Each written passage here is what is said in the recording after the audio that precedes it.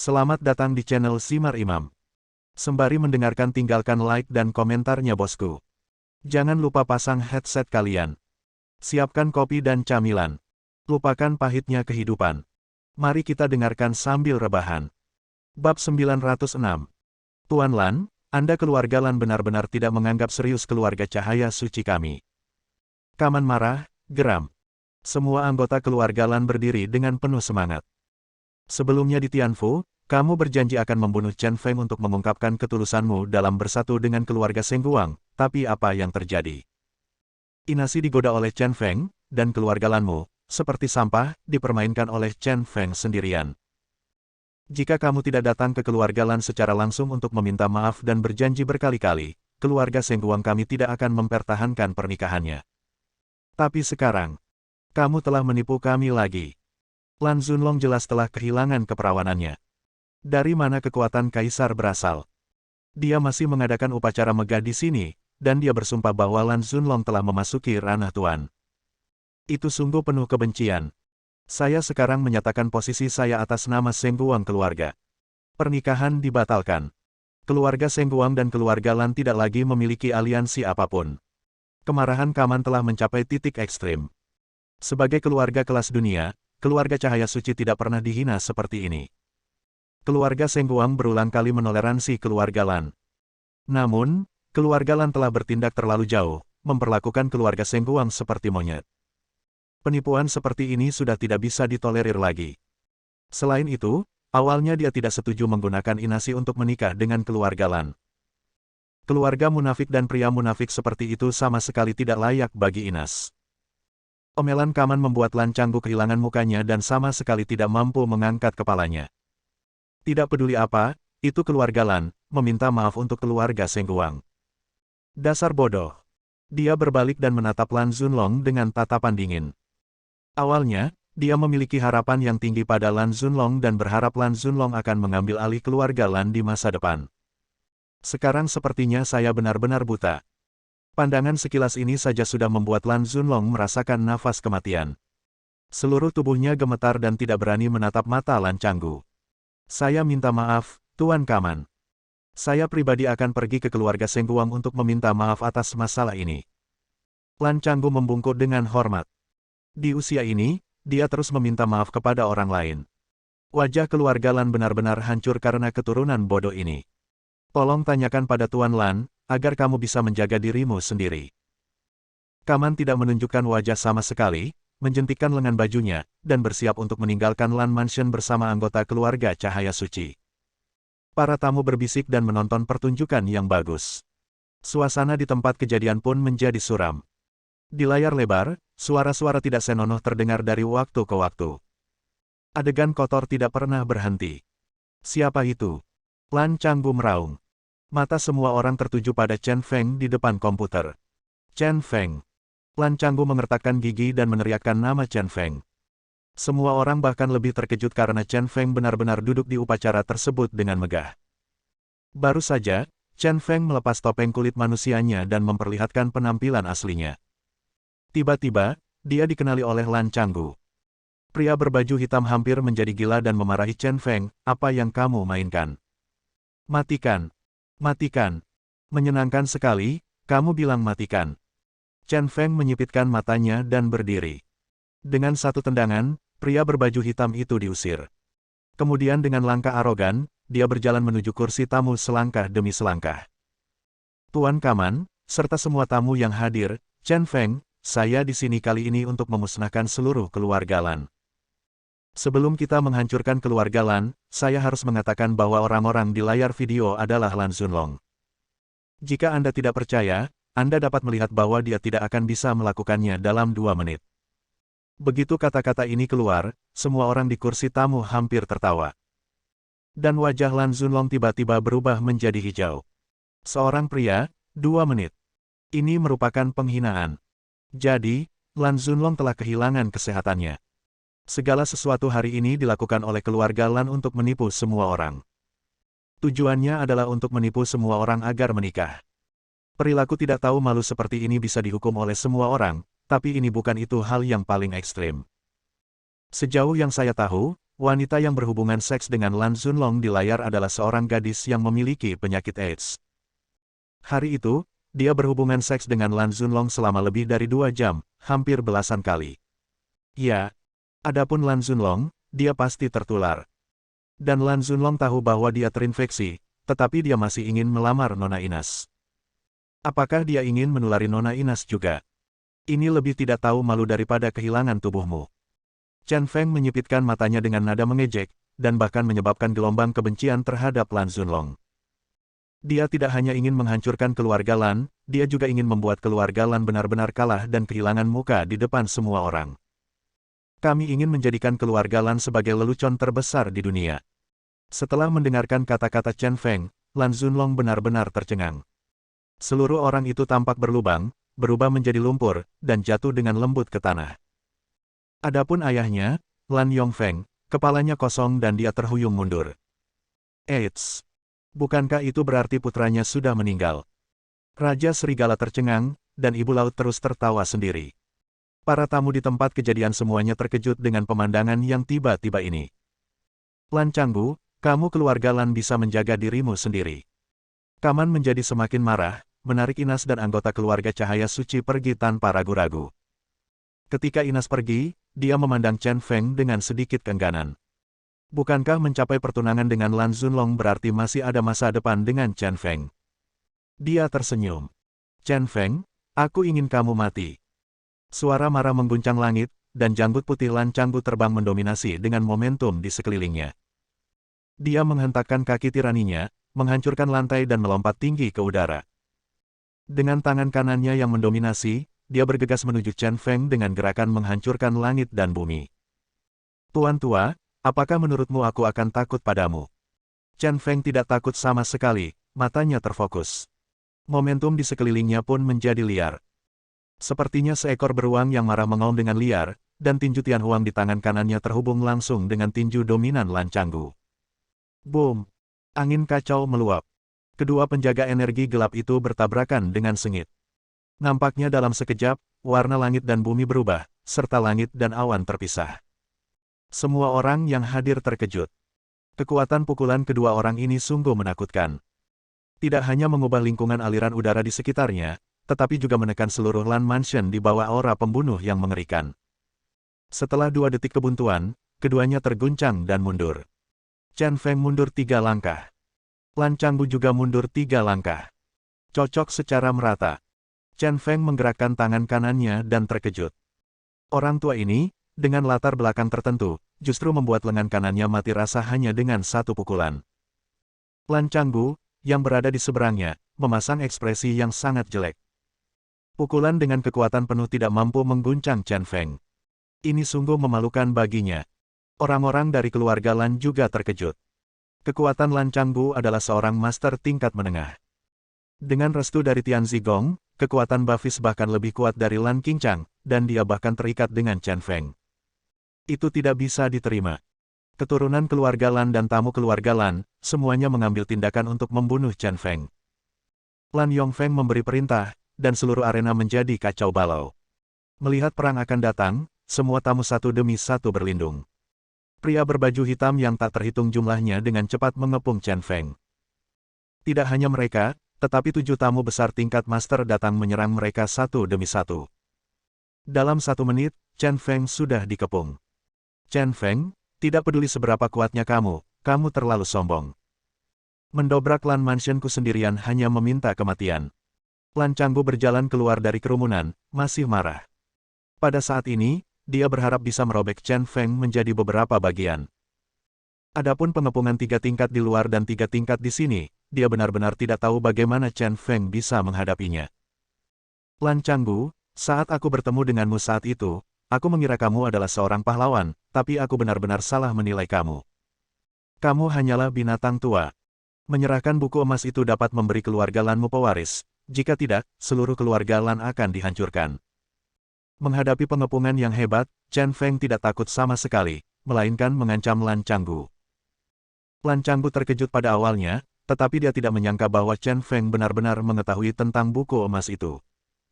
Tapi dia mencibir lagi, buku emas, mintalah pada Raja Neraka dan lakukanlah. Dengan satu kata, 7 tuan memimpin untuk mengambil tindakan. Namun saat ini, sesuatu yang tidak terduga terjadi lagi.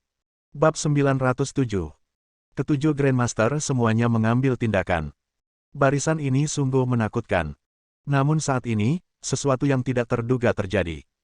Kaisar Tang dan Bai Yan saling memandang, ekspresi mereka kental, niat membunuh terungkap. Targetnya bukanlah Chen Feng, tapi Xing, ahli jujitsu yang terjepit di antara keduanya. Di tangan kanan Bai Yan, pisau gelap penangkap jiwa tiba-tiba muncul. Dia pembunuh, dan dalam proses penyerangan, dia tiba-tiba menyerang Xing dengan pisau terpasang di tangannya. Pisau penggoda jiwa terus berputar, seolah tersedot ke telapak tangan Bai Yan. Targetnya, pinggang Xing. Apa yang sedang kamu lakukan? Xing memenuhi reputasinya sebagai seorang master dan merespons dengan sangat cepat. Pinggang lembutnya berayun keluar dari udara tipis seolah tidak memiliki tulang. Amplitudo ayunannya sangat besar, dan dia langsung menghindari pisau penggoda jiwa. Pisau penggoda jiwa yang tajam hanya menggores pakaiannya. Namun setelah menghindari pisau penyebab jiwa, Kaisar Tang di sampingnya juga mengambil tindakan. 3 anak panah beracun ditembakkan ke punggung Xing tanpa bias apapun. Xing tidak mampu membela diri dan tertangkap sepenuhnya. Racun pada panah racun adalah racun instan. Wajah Xing menjadi gelap dan dia terhuyung beberapa langkah. Kematian. Pisau penggoda jiwa Bai Yan menyerang lagi, langsung mengiris leher Xing. Xing mencengkeram lehernya, wajahnya tampak sakit, dan dia meninggal. Kedua master tersebut bekerja sama untuk membunuh Master Jujitsu Xing secara langsung dalam serangan diam-diam. Adegan ini terjadi begitu cepat sehingga orang-orang menjadi lengah. 4 Grandmaster lainnya, kecing, terkejut dan segera menghentikan serangan, dan menjaga jarak aman dari Kaisar Tang dan Bai Yan. Semua orang di keluarga Lan tercengang lagi. Apakah kalian berdua dari Chen Feng? Kemarahan Lan Changgu kembali membara dan dia bertanya dengan gigi terkatup. Setelah menghabiskan banyak uang, kami sebenarnya menyewa 2 serigala bermata putih. Kaisar Tang tersenyum dan berkata, jangan marah, Tuan Lan. Ini semua salah Chen Feng. Jika Anda ingin menyalahkannya, dia meminta saya untuk berpura-pura menyelamatkan Lan Zunlong kembali ke keluarga Lan, sehingga Anda bisa percaya padaku dan fakta bahwa Lan Zunlong terinfeksi AIDS harus dipublikasikan dan itu akan mempermalukanmu, dan keluarga Lan. Chen Feng ingin menghancurkan keluarga Lanmu dan mendiskreditkan keluarga Lanmu. Sedangkan aku, saya berteman dengan Chen Feng. Saya harus melakukan ini. Semua penjelasan ini jelas-jelas tidak masuk akal. Mengapa kamu berbicara begitu banyak omong kosong? Bai Yan tidak tahan mendengarkan lagi. Dia memegang pisau pemikat jiwa di tangannya dan berkata dengan sangat kasar, Lan Changgu, kamulah yang membunuh Bai Qi saat itu, serta kakak laki-lakiku dan kakak laki-laki kedua. Hari ini, aku ingin kamu mengorbankan hidupmu demi hidupmu. Dia memiliki temperamen yang langsung, dan setelah bersembunyi selama setahun, dia akhirnya melepaskan dirinya. Jadi inilah tujuanmu menyelinap ke dalam keluarga Lan untuk menjadi tamu. Lan Changgu sangat marah dan menyalahkan dirinya sendiri. Nama keluargamu adalah Bai, dan keterampilan pedangmu sangat bagus. Di antara 4 orang yang dibawa Bai Qi saat itu, 2 di antaranya memang memiliki ilmu pedang. Sihirnya tidak dapat diprediksi, aku seharusnya memikirkannya, jika tidak, kamu, bangsat, tidak akan berhasil. Sekarang dia juga ingin memahami mengapa Chen Feng tahu tentang buku emas itu. Tampaknya apa yang terjadi saat itu masih terungkap dan belum sepenuhnya dirahasiakan. Dia sedikit khawatir sekarang, bagaimana jika monster di penjara bawah tanah. Jadi bagaimana jika mereka berdua berbalik melawan satu sama lain, bagaimana jika salah satu tamu mati? Chen Feng, menurutmu hanya kalian bertiga yang bisa mengubah keluarga Lan terbalik. Kamu terlalu naif, kamu pasti akan mati mengenaskan hari ini. Kemarahan Lan Yongfeng bahkan lebih kuat dari kemarahan Lan Changgu. Lan Zunlong adalah putra yang paling dibanggakannya, tetapi dia dirusak oleh Chen Feng. Ketika dia mengetahui Lan Zunlong tertular AIDS, dia sangat menderita. Kebencian di dalamnya sedemikian rupa sehingga saya berharap bisa mengubah Chen Feng menjadi penggemarnya. Begitu kata-kata ini diucapkan, lebih dari selusin pria berbaju hitam di luar mengeluarkan senjatanya. Warisan keluarga Lan tidak bisa dianggap remeh. Ada lebih dari 100 pria berbaju hitam saja. Selain 4 menteri tamu tingkat master yang tersisa, ada juga banyak pejuang yang kuat.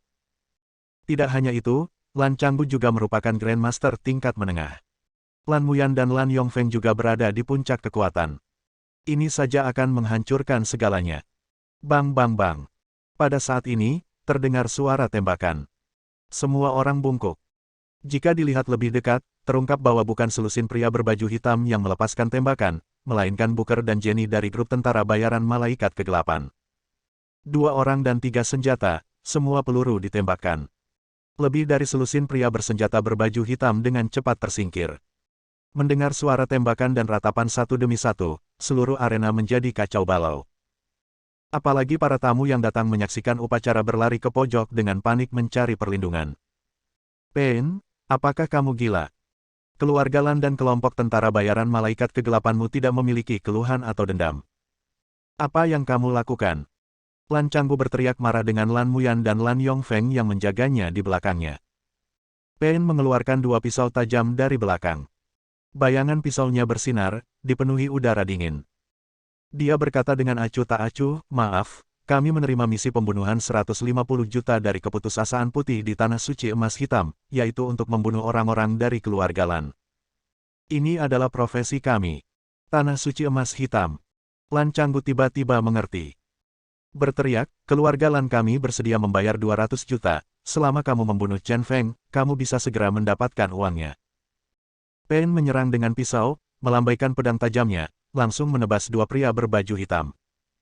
Dia berkata dengan dingin, maaf, kami memiliki etika profesional. Hanya setelah menyelesaikan misi pembunuhan White Despair kami dapat menjalankan misi berikutnya. Bahkan jika Anda memberi kami banyak uang, kami tidak akan menerimanya. Karena jika itu melanggar Tanah Suci Emas Hitam menurut aturan, kelompok tentara bayaran malaikat kegelapan kita akan menjadi sasaran kritik publik dan dihancurkan. Anggota lain dari kelompok tentara bayaran malaikat kegelapan juga bergabung dalam pertempuran. Mereka semua galak, dan setiap gerakan yang mereka lakukan adalah gerakan mematikan. Seperti mesin pembunuh, tanpa emosi. Anggota keluarga Lan yang mengepung Chen Feng dilarikan pergi. Situasinya sepertinya telah berubah drastis. Chen Feng, yang awalnya berada dalam posisi yang sangat dirugikan, perlahan mulai bersaing dengan keluarga Lan. Kakak senior, Kaisar Tang, kalian berdua masing-masing memilih lawan di antara 5 Grandmaster di seberangmu, dan serahkan sisanya padaku. Mata sipit Chen Feng segera dipenuhi dengan niat membunuh. Seluruh orang bahkan lebih dingin dan mendominasi. Selain 4 Grandmaster lainnya, ada juga Grandmaster perantara Lan Changgu. Total ada 5 Grandmaster, dan hanya 2 yang dapat dibagi antara kakak perempuan senior dan Kaisar Tang. Dia sendiri yang mampu menahan sisa kekuatan tempur. Selama kelompok tentara bayaran malaikat kegelapan benar-benar membersihkan perimeter dan bergabung dengannya, ini akan menjadi waktu terbaik untuk mencekik keluarga Lan. Tentu saja, periode waktu ini agak sulit baginya. Bagaimanapun, satu orang harus melawan banyak tuan, tetapi dia tidak bisa melepaskan seluruh kekuatannya secara sembarangan. Ini adalah sebuah ujian. Xiaolong, bagaimana ini bisa terjadi? Bagaimana kamu bisa mengalahkan mereka sendirian? Berhenti bicara omong kosong. Kita bertiga bertarung satu sama lain dan bisa menjaga satu sama lain. Bai Yan berteriak tajam, merasakan apa yang dikatakan Chen Feng sungguh sombong besar. Situasi saat ini masih sangat tidak menguntungkan. Jika seseorang memamerkan kekuatannya, itu sama saja dengan mendekati kematian. Bunuh Chen Feng untukku. Bagaimana Lan Changgu bisa memberi waktu kepada Chen Feng dan yang lainnya untuk mendiskusikan tindakan pencegahan? Dia bergegas keluar lebih dulu dan menyerang Chen Feng secara langsung. Setelah itu, Lan Muyan, Lan Yongfeng, dan 4 menteri tamu tingkat Grandmaster semuanya mengambil tindakan. Aku ingin membunuh Chen Feng dengan tanganku sendiri. Lan Zunlong juga bergegas mendekat. Segera, kedua belah pihak terlibat perkelahian. Kaisar Tang dan Song Pasan bertarung sengit. Bai Yan, yang memegang pisau penangkap jiwa, bertarung sama baiknya dengan Bill, yang menggunakan pedang. Kasihan Chen Feng, menghadapi Lan Changgu, Lan Muyan, Lan Yongfeng, Sadat dan Bolt bersaudara sendirian. Ada juga Lan Zunlong yang marah. 2 tinju tidak mampu mengalahkan 4 tangan, dan Chen Feng sudah pasif. Hanya dalam 1 ronde, dia telah menerima banyak pukulan dan tubuhnya terluka. Sial, aku tidak bisa menahannya lagi. Apakah aku perlu melepaskan jarum penyegel tulangnya? Saat Chen Feng ragu-ragu, dia tiba-tiba merasakan aura yang menakutkan. Tai San Kao. Sebuah suara yang mendominasi terdengar di langit. Saya melihat seorang lelaki tua berambut putih berseragam penjara, menyerang dengan dominan. Bab 908. Dengan satu serangan ke gunung, pria kulit hitam Sadat terlempar dengan kekuatan dahsyat. Tubuh besar Sadat yang berotot itu berguling-guling di udara seolah-olah ditabrak mobil. Dia jatuh ke tanah dengan keras, dan setelah mendarat, dia memuntahkan seteguk darah. Pendukung yang mendominasi seperti itu sungguh menarik perhatian. Mendengar suara ini saja membuat Chen Feng sangat bersemangat. Dia berbalik dan melihat wajah lelaki tua itu, dan hatinya dipenuhi kegembiraan. Orang tua berambut putih itu setenang gunung. Matanya yang lembut memancarkan aura menjadi satu-satunya yang peduli terhadap orang lain. "Kakek Baiki!" teriaknya keras, merasa tak tertahankan. Orang ini tidak lain adalah mentor pencerahannya, Baiki. Orang-orang masih hidup setelah disembelih. "Anak kecil, kakek sangat senang kamu telah dewasa." Mata hangat Baiki menatap Chen Feng dengan penuh semangat. Anak ini, harapan terbesarnya, akhirnya tumbuh dewasa. "Baiki, kamu." Hati Lan Changbu tenggelam. Saya enggan membunuh Baiki saat itu, tapi saya tidak menyangka masalah yang dia tinggalkan. Dia memandang Luo Rongyan dan kapela di sebelah Baiki lagi, merasa jernih di hatinya dan merasakan penyesalan lagi. "Oke, kamu Chen Feng, kamu menipu keluarga Lan kami. Apakah kamu sengaja melemparkan Luo Rongyan jalang ini kepadaku, hanya untuk membiarkan dia menyelamatkan Baiki?" Sekarang aku memikirkannya, keberadaan Luo Rongyan di penjara sangat aneh.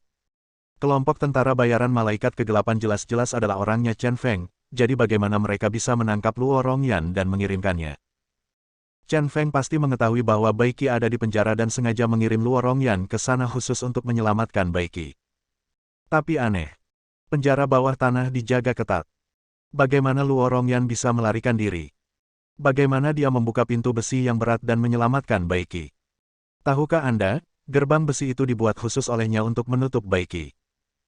Kebanyakan orang tidak bisa membukanya sama sekali, karena sangat tebal sehingga hanya mesin hidrolik yang bisa mendorongnya. Meja putar yang mengaktifkan pers hidrolik hanya bisa dibuka dengan sidik jarinya. Pintu itu belum dibuka selama 8 tahun. Dia benar-benar tidak mengerti bagaimana Baiki diselamatkan. Chen Feng tertawa sinis, "Bukankah kamu bodoh? Sudah terlambat untuk mengetahuinya sekarang." Lan Changgu bertanya kepada Luo Rongyan dengan tidak yakin, "Jalang, bagaimana kamu bisa melarikan diri dari dirimu sendiri? Bagaimana kamu membuka pintu penjara tempat Baiki di penjara?" Pertanyaan seperti itu juga mengungkapkan keingintahuan Chen Feng. Dia awalnya berpikir bahwa Luo Rongyan akan membutuhkan setidaknya beberapa saat untuk keluar. Bahkan lebih siap secara mental. Bagaimana jika orang itu bukan Baiki, atau penyelamatannya gagal? Tapi dia tidak menyangka Luo Rongyan bisa menyelamatkan orang secepat itu. Luo Rongyan tersenyum anggun dan menjelaskan, "Saya membuat perjanjian dengan Chen Feng. Hari ini, ketika upacara dimulai, dia akan memutus aliran listrik di penjara bawah tanah dan memberi saya pedangnya, sehingga saya dapat bertindak sesuai dengan situasi dan menyelamatkan orang yang dipenjara pada akhirnya." Belum lama ini, semua lampu di penjara bawah tanah padam. Saya mengambil keuntungan dari situasi ini dan mengeluarkan pisau putih yang setajam besi seperti tanah liat, menghancurkan penjara pintu dan melarikan diri. Lan Changbu tidak bisa menahan perasaan marah. Bila putih itu adalah salah satu dari 3 artefak utama, dia tahu itu. Chen Feng benar-benar pintar dan benar-benar meninggalkan pedangnya pada Luo Rongyan. Pantas saja Luo Rongyan bisa kabur dari selnya. Luo Rongyan melanjutkan, "Saya membunuh para penjaga di penjara dengan pisau telanjang, mengambil ponsel salah satu dari mereka, menyalakan lampu, dan pergi menyelamatkan senior Baiki. Tetapi gerbang besinya terlalu tebal. Saya mencoba banyak metode, tetapi tidak satupun dari mereka yang mampu menerobos." Pada saat ini, kapela turun. Chen Feng diam-diam bersukacita karena dialah yang mengatur agar kapela pergi ke taman belakang. Misi awalnya adalah untuk menanggapi Luo Rongyan. Tampaknya kapela juga menemukan peluang dan menyelinap ke penjara bawah tanah. Kapela berkata, "Saya sedang menatap ke taman belakang ketika saya tiba-tiba melihat Lan Yulong buru-buru membawa orang ke penjara bawah tanah. Dia mengutuk mengapa ada pemadaman listrik dan dia tidak bisa menonton upacaranya. Pada saat itu, saya menyerang dari belakang, menangkapnya dalam satu gerakan, dan mengambil kesempatan untuk turun ke penjara bawah tanah. Pada saat itu, Nona Luo Rongyan telah membunuh penjaga dan mencoba untuk buka pintu besi hidrolik. Belum lagi, Tuan Baiki di penjara. Pintu itu sangat sulit dibuka. Kami mencoba banyak metode tetapi tidak dapat mendorong pintu besi itu 1 inci pun. Pada titik ini, semua orang menjadi semakin penasaran. Karena tidak bisa dibuka, bagaimana Baiki muncul di sini? Capella melanjutkan, telinga saya dapat mendengar suara-suara yang tidak dapat didengar oleh orang biasa, jadi saya menyebutnya telinga kiri dewa. Secara tidak sengaja, saya mendengar suara Tuan Baiki. Ternyata Tuan Baiki mendengar kebisingan di luar, dia menduga seseorang datang untuk menyelamatkannya dan berteriak kepada kami melalui kerongkongan yang sempit. Ini dia, melalui kerongkongan, berkomunikasi dengan susah payah, mengubah bahasa Inggris menjadi bahasa Mandarin. Kepalaku hampir besar. Tetapi saya akhirnya mengerti. Tuan Baiki juga telah memikirkan cara untuk melarikan diri selama bertahun-tahun. Dia telah pergi dari ada lubang di dinding di sisi lain. Hari demi hari, lubang itu menjadi sangat dalam, hampir menembus penjara di luar. Kami memastikan lokasinya, dan Nona Luo Rongyan menggunakan pisau keputusasaan putih untuk potong temboknya, gali sebentar, dan benar-benar berhasil melewatinya. Begitu saja, dengan upaya bersama kami berdua, kami menggali lubang dan menyelamatkan Tuan Baiki. Setelah mendengar penjelasan dari kedua orang itu, wajah Lan Changgu menjadi gelap. Tempat di mana Baiki dipenjara adalah ruang bawah tanah yang benar-benar tertutup. Hanya ada 1 esofagus ringan dan 1 inci persegi. Satu-satunya pintu masuk dan keluar adalah pintu besi yang berat. Tapi dia tidak menyangka Baiki akan berada di dalam, menggali lubang hari demi hari. Butuh 8 tahun. Anda tahu, tidak ada alat di dalamnya. Hal ini menunjukkan bahwa selama 8 tahun terakhir, Baiki menggali lubang dengan tangan kosong. Ditambah dengan kebetulan hari ini, dia benar-benar lolos. Itu luar biasa. Kalau dipikir-pikir sekarang, saya seharusnya tidak mendambakan rahasia utama Bajikuan saat itu. Jika tidak, Baiki tidak akan dibiarkan hidup sampai sekarang, yang pada akhirnya akan menyebabkan bencana. Gadis-gadis, kamu melakukan pekerjaan dengan baik. Siapkan tanganmu dan mulailah membunuh orang. Setelah mendengarkan cerita kedua orang itu, Chen Feng sangat bahagia.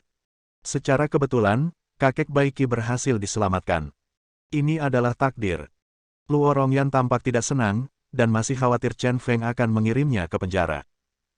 Oke, jadi bagaimana jika Baiki keluar? Hari ini, aku akan membunuh kalian semua bersama-sama.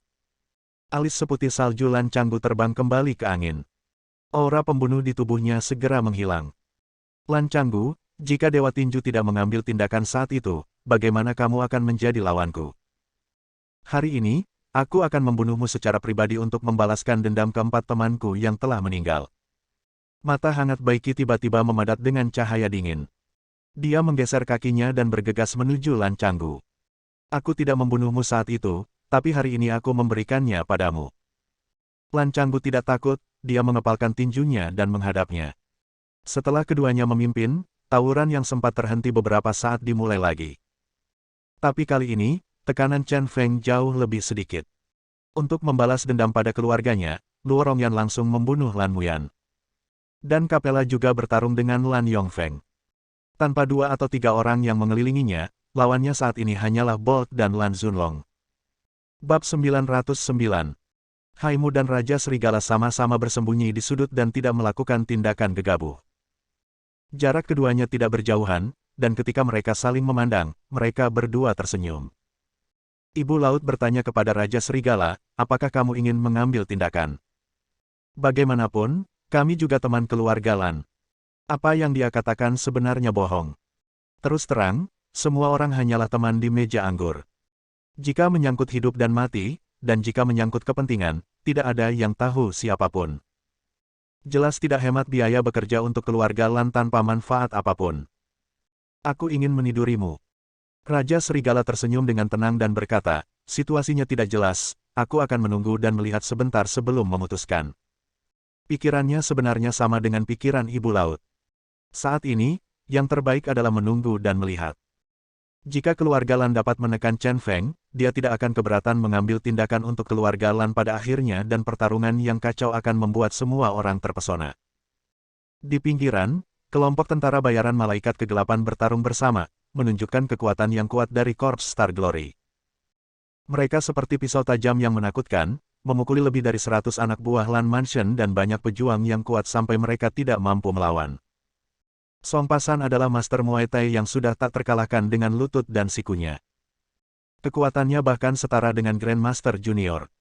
Tapi yang dia lawan adalah Kaisar Tang, yang merupakan seorang Grandmaster menengah. Dari segi level, ini lebih tinggi dari Song Pasan. Selain itu, dia baru saja mempelajari kungfu yang sangat menakutkan yang disebut Reverse Bloodlight. Begitu Anda mengerahkan kekuatan Anda akan meningkat pesat. Dengan cara ini, setelah kebuntuan singkat, Song Pasan benar-benar ditekan. Bai Yan dan Bill bertengkar hebat. Keduanya adalah master junior dan pengguna senjata. Bilah tajamnya berdentang dan percikan api beterbangan kemana-mana. Pisau hitam yang mempesona jiwa dan pedang putih yang bersinar bertabrakan dengan keras. Untuk sementara, sulit untuk menentukan pemenangnya. Capella dan Lan Yongfeng sama-sama berada di puncak kekuatan. Mereka juga setengah kati, dan mereka berjuang keras untuk berpisah. Sisa pertempuran itu sangat luar biasa. Bai Qi yang kejam itu seperti dewa perang yang merasukinya, dan dia layak menyandang nama pembantaian. Kekuatannya adalah puncak yang menakutkan dari seorang master. Setiap kali dia bergerak, ada rasa teror yang akan menghancurkan dunia. Dan temperamennya yang mendominasi sangat cocok untuk bajikuan. Seluruh orang itu sekuat gunung, dan tinju baji yang dia lakukan sangat menakutkan dan menindas. Meskipun Lan Changbu dikenal mendominasi, dia masih sepenuhnya ditekan dan dipermalukan oleh Bai Qi. Di sisi lain, Luo Rongyan memegang pedang putih Chen Feng dan menyerang Lan Muyan dengan ganas. Lan Muyan adalah orang yang paling dia benci. Seluruh keluarganya dibunuh oleh pria di depannya.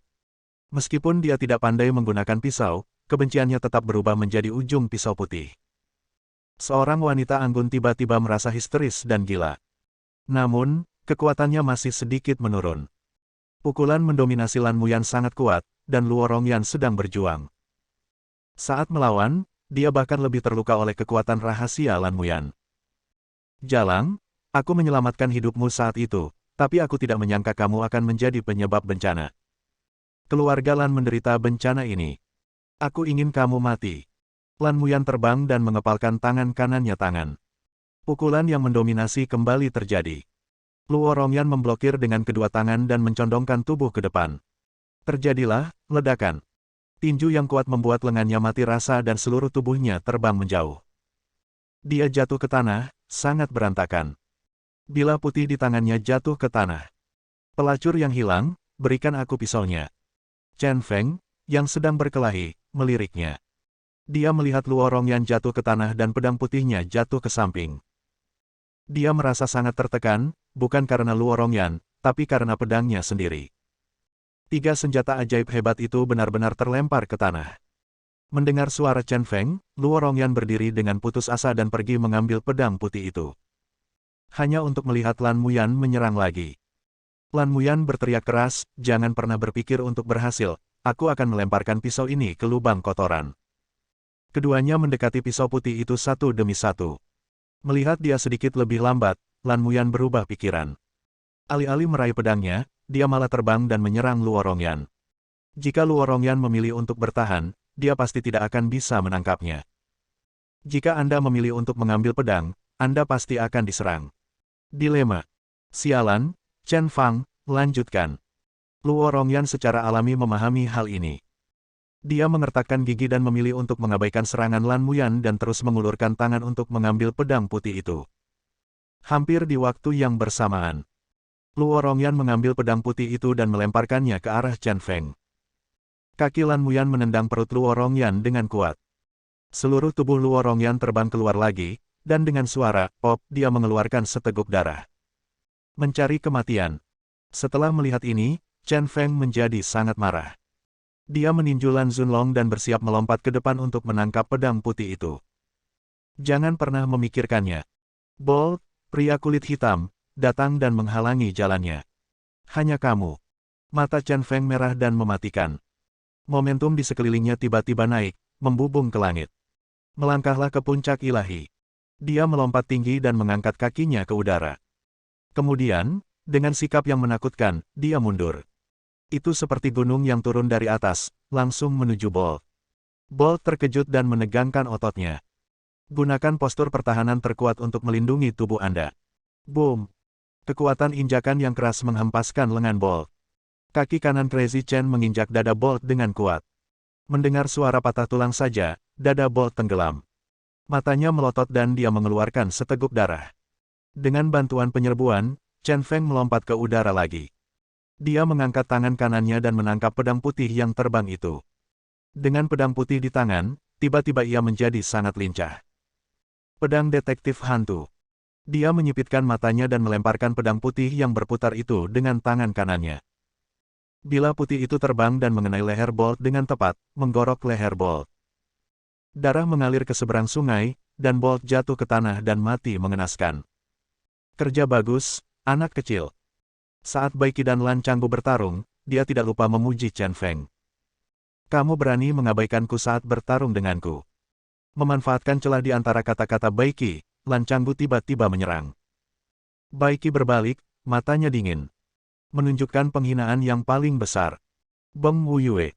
Ia menoleh ke satu sisi untuk menghindari tinju Lan Changgu. Memanfaatkan situasi ini, dia bersandar pada Lan Changgu dan menggerakkan kakinya. Bahunya membentur dada Lan Changgu maju mundur dengan kekuatan benturan yang mengerikan. 1 kali. 2 kali. Totalnya 5 kali. Dada Lan Changgu hampir pecah, dan dia terengah-engah. Dia menelan darah di tenggorokannya dan melompat mundur. Dia terhuyung beberapa langkah dan hampir jatuh ke tanah. Dia kaget, apakah ini rahasia pamungkas Bajikuan yang selama ini dia kejar? Benar saja, di sisi lain, setelah Chen Feng membunuh Bolt, dia mengambil beberapa langkah dan mendekati Luo Rongyan. Dia membantu Luo Rongyan berdiri dan bertanya dengan prihatin, bagaimana? Kamu belum mati. Kamu baru saja mati. Luo Rongyan menahan rasa sakit di tubuhnya, matanya dingin, dan dia menatap Lan Muyan lagi. Dia berkata dengan sinis, beberapa orang mengatakan bahwa mereka akan memukul Lan Muyan sampai dia kehabisan nafas dan kemudian meminta saya untuk membunuh Lan Muyan untuk membalas dendam. Apakah kamu lupa? Chen Feng tersenyum pahit dan menggelengkan kepalanya. Tampaknya cedera Luo Rongyan dalam kondisi baik. Dia sebenarnya tahu bagaimana menggunakan kata-kata untuk memprovokasi dia. Dia merasa lega dan membantu Luo Rongyan ke samping dan duduk. Lalu dia berdiri dan berjalan perlahan menuju Lan Muyan. Kamu bersedia mengalahkan wanita cantik seperti itu. Aku laki-lakinya, dan aku akan melumpuhkanmu. Dia memegang pisau putih di tangannya dan matanya tajam. Rasa penindasan yang menakutkan membuat Lan Muyan merasa malu dan tanpa sadar mundur. Kematian. Teriak kata dingin, Chen Feng menginjak kakinya, dan tubuhnya menyerang dengan keras. Bab 910. Tubuh Chen Feng tiba-tiba menjadi seperti hantu. Seperti burung hantu malam yang gesit, berlari sangat cepat. Chen Feng, aku akan membunuhmu. Di bawah ketakutan, keberanian Lan Muyan terinspirasi. Dia berhenti mundur dan mengepalkan tangan kanannya. Dengan tinju yang paling mendominasi, dia meledakkan Chen Feng yang menyerang. Begitu dia meninju, sebuah pemandangan yang mengejutkannya muncul. Tubuh Chen Feng tiba-tiba melintas di udara.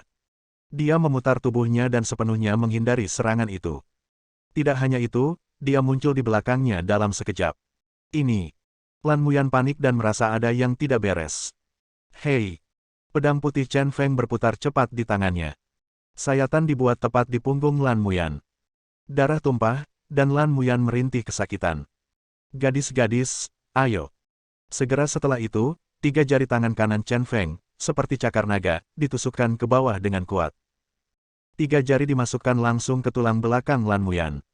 Segera, dia mengangkat tulang punggung Lan Muyan dengan paksa, hampir menariknya keluar dari tubuhnya. Saraf di tulang belakang dihancurkan oleh Chen Feng. Mata Lan Muyan melotot, dan seluruh tubuhnya menjadi lemah dan berubah menjadi genangan lumpur. Akhirnya, Chen Feng mengusir Lan Muyan. Tanpa memihak, dia mendarat tepat di depan Luo Rongyan. Dia awalnya tertahan, tetapi setelah melihat Luo Rongyan dipukuli barusan, dia menjadi sedikit marah dan langsung membuka kedua segelnya. Kemudian, dengan menggunakan postur burung hantu malam yang seperti binatang, kecepatan orang yang sangat lincah itu ditampilkan sepenuhnya. Dalam hal ini, Lan Muyan masih bukan menjadi lawannya. Dalam satu pukulan, dia benar-benar terkalahkan. Luo Rongyan memandang Lan Muyan di depannya dan memanjat dengan susah payah. Pada saat ini, Lan Muyan sedang menggeliat di tanah seperti serangga, sekarat. Dia merasa sedih karena akhirnya bisa membalaskan dendam orang tua dan adik laki-lakinya. Tiba-tiba ada cahaya terang di mata licik itu. Pergilah ke neraka. Dia terbang ke depan, histeris. Menggunakan metode pembunuhan paling primitif, dia langsung mencekik leher Lan Muyan. Dia hanya mencekiknya dan menggunakan seluruh kekuatannya untuk tidak melepaskannya. Lan Muyan yang pincang bahkan tidak punya kesempatan untuk melawan, begitu saja, dia dicekik sampai mati. Setelah membunuh Lan Muyan, Luo Rongyan sendiri tidak punya apa-apa. Dia duduk di tanah dengan linglung, dan tiba-tiba menangis dengan keras. Paman. Lan Zunlong, yang didominasi oleh rasa takut Chen Feng, akhirnya meraung. Dia berlari dengan liar menuju Luo Rongyan yang menangis. Keluar dari sini. Lan Zunlong baru saja bergegas keluar di tengah jalan, tetapi Chen Feng muncul dalam sekejap. Dengan satu serangan terhadap penyangga gunung, Lan Zunlong langsung terlempar dan terbang ke langit. Aku telah membuatmu hidup begitu lama hanya agar kamu, seorang idiot, dapat mempermalukan keluarga Lan. Sekarang kamu tidak berguna. Mati. Sebelum Lan Zunlong mendarat, Chen Feng mempercepat dan bergegas maju lagi. Satu pukulan meruntuhkan 5 gunung, dan kembali menghantam Lan Zunlong. Muyan. Kematian putra sulungnya membuat pertarungan Lan Changgu menjadi sengsara.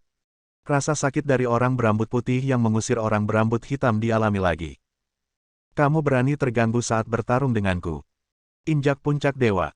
Ketika Lan Changgu terganggu, Bai Qi datang dengan cara yang mendominasi. Kaki kanannya menendang ke bawah dengan kekuatan yang bisa menghancurkan segalanya. Lan Changgu ingin melawan, tapi sudah terlambat. Terjadi ledakan. Tendangan ini sungguh keras, menginjak lengan Lan Changgu. Kekuatan sombong langsung menghancurkan tanah. Segera setelah itu, Lan Changgu tidak dapat menahan tekanan dan langsung berlutut di tanah dengan lutut kanannya. Bai Qi memanfaatkan situasi tersebut dan berbalik di udara, memanfaatkan situasi tersebut untuk menendang dagu Lan Changgu tepat dengan kaki kirinya. Kekuatannya mengalir dari bawah ke atas, langsung melemparkan Lan Changgu. Lan Changgu terjatuh ke tanah dalam kondisi menyedihkan. Ia memanjat dengan susah payah, setelah ia memanjat, tubuhnya lemas dan ia terjatuh ke tanah. Segera setelah itu, seteguk darah muncrat. Lan Changgu, hari ini adalah hari kematianmu. Mata hangat Bai Qi sangat mendominasi saat ini. Di antaranya, bahkan lebih penuh dengan niat membunuh. Dapat dikatakan bahwa keluarga Lan telah menderita kekalahan berturut-turut. Sejak Chen Feng membunuh Bolt, situasinya menjadi sedikit berlebihan. Ayah. Lan Yongfeng melawan Kapela dan mendatangi Lan Changgu. Dia mengangkat Lan Changgu, merasa sangat sedih. Namun, ketika dia melihat sekeliling, dia melihat pemandangan yang membuatnya semakin sedih dan marah. Saya melihat Chen Feng, menyeret Lan Zunlong yang sekarat, berjalan perlahan. Lan Zunlong meluncur di tanah, sudut mulutnya penuh darah, dan dia sangat malu. Semuanya berhenti. Setelah melemparkan Lan Zunlong ke tanah, Chen Feng menyipitkan matanya. Suara yang mendominasi langsung mengintimidasi seluruh penonton. Kedua belah pihak, yang masih bertarung dalam jarak dekat, berhenti. Chen Feng, jangan bunuh anakku. Biarkan dia pergi. Jika kamu ingin membunuhmu, bunuh aku. Teriak Lan Yongfeng penuh semangat. Dia benar-benar tidak tega melihat Lan Zunlong dibunuh. Sebagai seorang ayah yang sudah tua, dia rela mati demi putranya. Hei, Lan Yongfeng, apakah otakmu rusak? Lan Zunlong telah terinfeksi AIDS dan merupakan orang cacat. Apa yang kamu lakukan untuk menyelamatkannya? Chen Feng terdiam. Adegan ini salah. Mengapa dia merasa seperti penjahat? Lan Yongfeng berkata dengan tegas, saya hanya memi seorang anak laki-laki. Saya hanya meminta Anda untuk melepaskan dia dan mengambil nyawa saya. Chen Feng menghela nafas dalam-dalam dan berkata dari lubuk hatinya, sederhananya, keluarga Lan dan saya tidak memiliki kebencian sama sekali. Paling-paling, ada sedikit perselisihan antara Luo Rongyan dan saya. Ini bahkan bukan gesekan, tetapi Lan Zunlong ini, karena ini, telah menempuh perjalanan ribuan mil. Dia datang ke Tianfu, memukuli saya teman, dan mengancam akan memberiku pelajaran. Aku belum pernah melihat orang bodoh yang terlalu dibesar-besarkan, orang bodoh yang tidak tahu malu. Siapa sebenarnya Lan Zunlong, kalian? Keluarga Lan hanyalah seekor semut, mereka semua mengira diri mereka sendiri adalah serigala berekor besar yang benar yang bersikeras main-main denganku. Itu saja, mereka masih ingin bekerja sebagai preman agar keluarga Shen Guang membunuhku. Aku tidak peduli denganmu keluarga Lan. Aku tidak bisa berkata-kata. Oke, ayo bermain dan lihat apa yang terjadi sekarang. Apakah kamu puas? Kata-kata ini memang kata-kata tulus Chen Feng. Faktanya, dia tidak memiliki kebencian yang mendalam terhadap keluarga Lan. Bagi Lan Zunlong, tuan muda, dia hanya memukulinya dan tidak pernah berpikir untuk membunuhnya. Tapi keluarga Lan bersikeras memprovokasi dia. Hebat sekali, roda kebencian tidak bisa berhenti sama sekali. Kebencian Luo Rongyan, kebencian kakek Baiki, dan kebenciannya sendiri. Dendam lama dan baru telah menjadi sekuat api dan air, dan itulah hidup dan mati. Saya tidak bisa menyalahkan orang lain atas hasil hari ini. Chen Feng jangan berpuas diri, belum pasti siapa yang menang dan siapa yang kalah. Lan Changgu berkata dengan susah payah sambil menahan nafas. Dilihat dari raut wajahnya, dia terlihat tidak menyerah. Saya tidak suka berbicara omong kosong.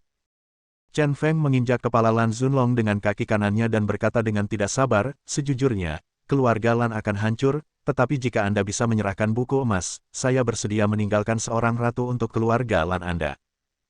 Jika Anda tidak menyerahkan buku emas itu, keluarga tiga warna Sanse di masa depan akan sepenuhnya menjadi keluarga dua warna. Bersambung. Nantikan bab selanjutnya bosku.